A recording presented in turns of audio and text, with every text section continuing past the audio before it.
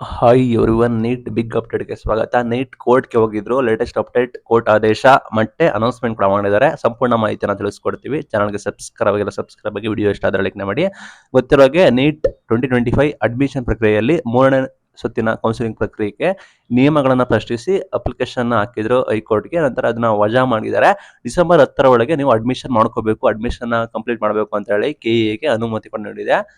ಪ್ರವೇಶ ಪ್ರಕ್ರಿಯೆ ಅಡ್ಮಿಷನ್ ಪ್ರಶ್ನಿಸಿ 24 ವೈದ್ಯಕೀಯ ವಿದ್ಯಾರ್ಥಿಗಳು 4 ಪ್ರತ್ಯೇಕ ಅರ್ಜಿ ಕೂಡ ಸಲ್ಲಿಸಿದ್ರು. ಏನಂತ ಹೇಳಿದ್ರೆ, ಮೂರನೇ ಸುತ್ತಿನ ಕೌನ್ಸಿಲಿಂಗ್ ನಲ್ಲಿ ಹೊಸದಾಗಿ 443 ಸ್ಥಾನಗಳು ಮಾತ್ರವಲ್ಲದೆ ಖಾಲಿ ಇರುವ ಸ್ಥಾನಗಳಿಗೆ ಕೂಡ ಭಾಗವಹಿಸೋಕೆ ಅನುಮತಿ ನೀಡಬೇಕು ಅಂತ ಹೇಳಿ ಅರ್ಜಿದಾರರು ಕೋರಿದ್ರು.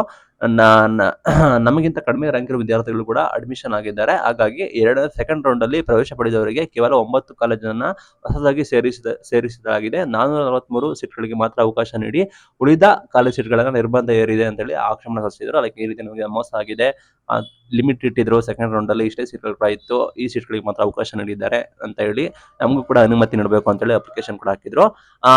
ಹೀಗಾಗಿ ನ್ಯಾಯಮೂರ್ತಿಗಳು ಜಯಂತ್ ಬ್ಯಾನರ್ಜಿ ಮತ್ತೆ KV ಅರವಿಂದ್ ಅವರು ವಿಭಾಗೀಯ ಪೀಠಕ್ಕೆ ಹೋಗಿ ಅರ್ಜಿಯನ್ನು ಕೂಡ ವಜಾ ಕೂಡ ಮಾಡಿದ್ದಾರೆ. ಮಧ್ಯಂತರ ಆದೇಶದಿಂದ ಪ್ರವೇಶ ಪ್ರಕ್ರಿಯೆ ವಿಳಂಬವಾಗಿದ್ದನ್ನು ನ್ಯಾಯಾಲಯ ಗಮನಿಸಿದೆ. ಅಂದ್ರೆ ನ್ಯಾಯಾಲಯ ಬಂದ್ಬಿಟ್ಟು ತಿಳ್ಕೊಂಡಿದೆ ಈ ರೀತಿ ಅಡ್ಮಿಷನ್ ಡಿಲೇ ಆಗಿರುತ್ತೆ ಅಂತ ಹೇಳಿ. ಡಿಸೆಂಬರ್ 10 ಒಳಗೆ ನಿಮಗೆ ಪ್ರಕ್ರಿಯೆ ಪೂರ್ಣಗೊಳಿಸಬೇಕು ಅಂತ ಹೇಳಿ ಕೆಎಗೆ ಅನುಮತಿ ನೀಡಿದೆ. ಅಂದ್ರೆ ಡಿಸೆಂಬರ್ 10 ಒಳಗಡೆ ನೀವು ಅಡ್ಮಿಷನ್ ಪ್ರಕ್ರಿಯೆನ ಎಲ್ಲ ಕೂಡ ಕಂಪ್ಲೀಟ್ ಮಾಡಬೇಕು ಅಂತ ಹೇಳಿ ಕೆಎಗೆ ಅನೌನ್ಸ್ಮೆಂಟ್ ಕೂಡ ಮಾಡಿದ್ದಾರೆ. ಅಂದ್ರೆ ನಿಮಗೆ ಡಿಸೆಂಬರ್ 10 ಒಳಗಡೆ ನಿಮಗೆ ಅಡ್ಮಿಷನ್ ಪ್ರಕ್ರಿಯೆ ಎಲ್ಲ ಕೂಡ ಮುಗೀತದೆ. ನಿಮಗೆ ಪ್ರವೇಶ ಪ್ರಕ್ರಿಯೆ ಕೂಡ ಎಲ್ಲ ಕೂಡ ಮುಗಿಸ್ತಾರೆ ಅಂತ ಹೇಳಿ ಅನೌನ್ಸ್ಮೆಂಟ್ ಬಂದಿದೆ. ಗುಡ್ ನ್ಯೂಸ್ ನೀಟು ಎಲ್ರಿಗೂ. Thank you for watching till end. Thank you.